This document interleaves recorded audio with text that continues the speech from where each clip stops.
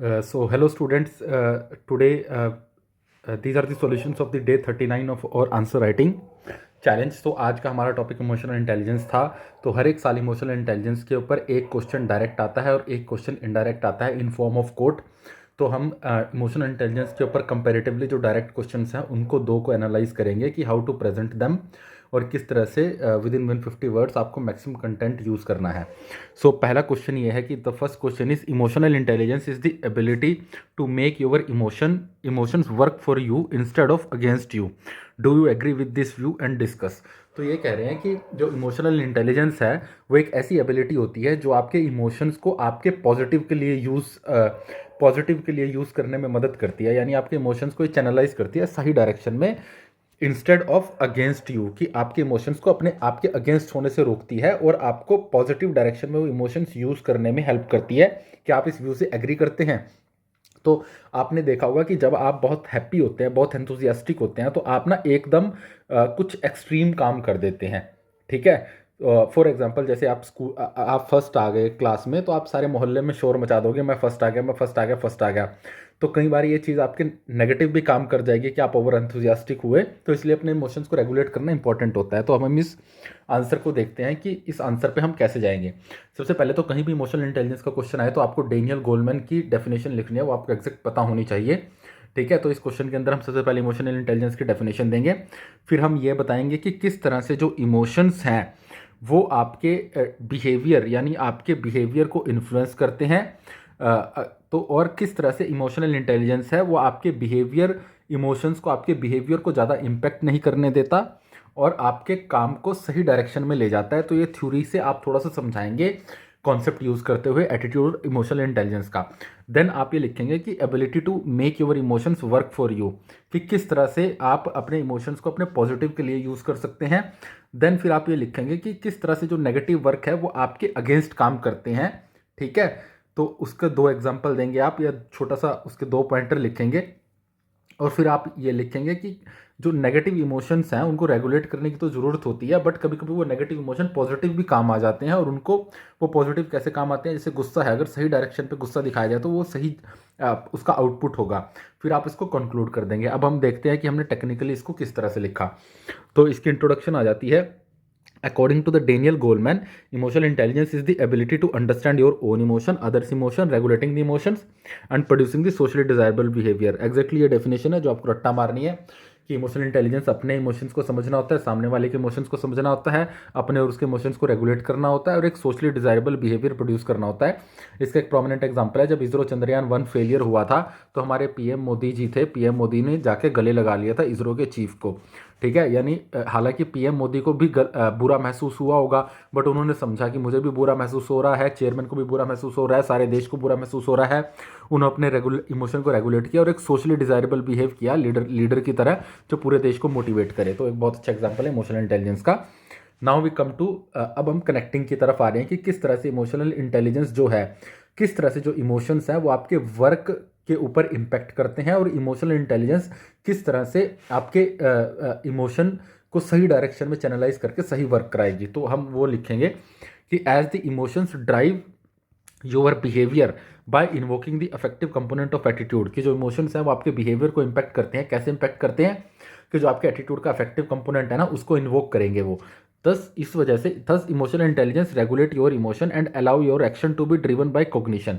तो इसलिए important emotional intelligence जरूरी हो जाती है कि वो आपके इमोशंस को रेगुलेट करे और जो आपके एक्शंस है ना वो कॉग्निशन से ड्राइव हों। So this will allow the emotions to work for you, कि ये अलाउ करेगा अपने आपके इमोशंस को आपके लिए काम करने के लिए, कि आपके इमोशंस सही डायरेक्शन में काम करें। Then you will come the ability to make your emotions work for you, कि हाउ योर इमोशंस कि आपके लिए सही काम करेंगे। सबसे पहले it help to manage the stress by handling the depression and frustration. अगर आप इमोशनल इंटेलिजेंस है तो आप जो डिप्रेशन और फ्रस्ट्रेशन का इमोशन है उसको सही ढंग से मैनेज कर पाएंगे और आपको स्ट्रेस नहीं आएगा। For example IAS officer Ashok Khemka use the emotional intelligence to deal with the high political pressure. ये इसका एग्जाम्पल हो गया contextual. Second, it will make the civil servant aware of his emotions, की अगर कोई सिविल सर्वेंट इमोशनल इंटेलिजेंस है तो he will be aware of his emotion and that will lead to the better decision making. For example handling the conflict of interest, इसका example हो गया। Third is people with the high emotional intelligence keep themselves motivated because of the positive attitude।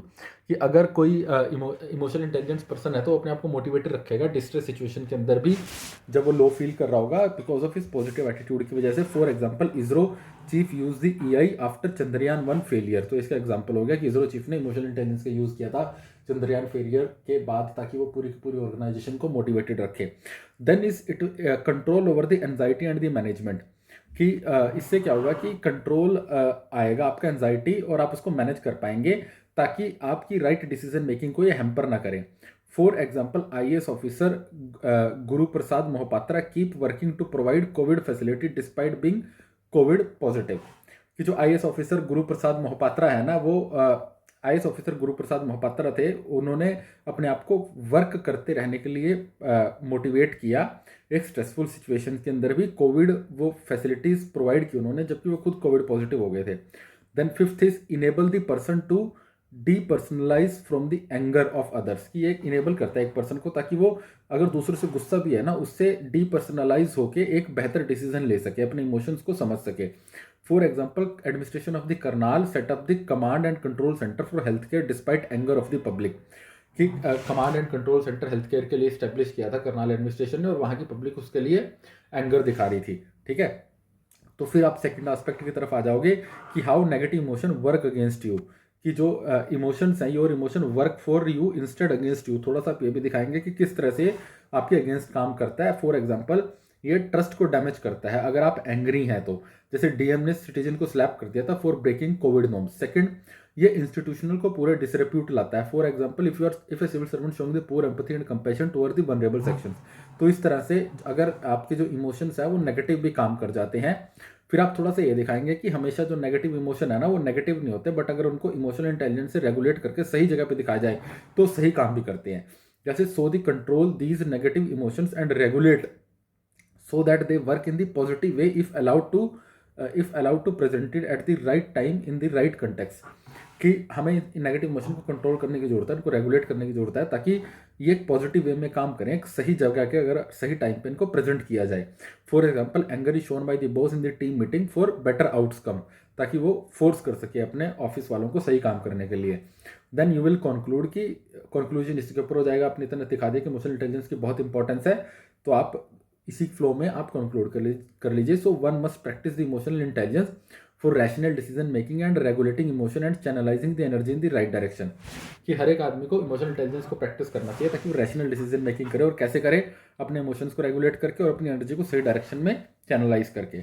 Now we come to the question number 2 कि what are the main component of the emotional intelligence and can they be learn. सीधा साधा सवाल है कि आपको बताना है emotional intelligence के कंपोनेंट क्या है और क्या वो लर्न किए जा सकते हैं, डिस्कस।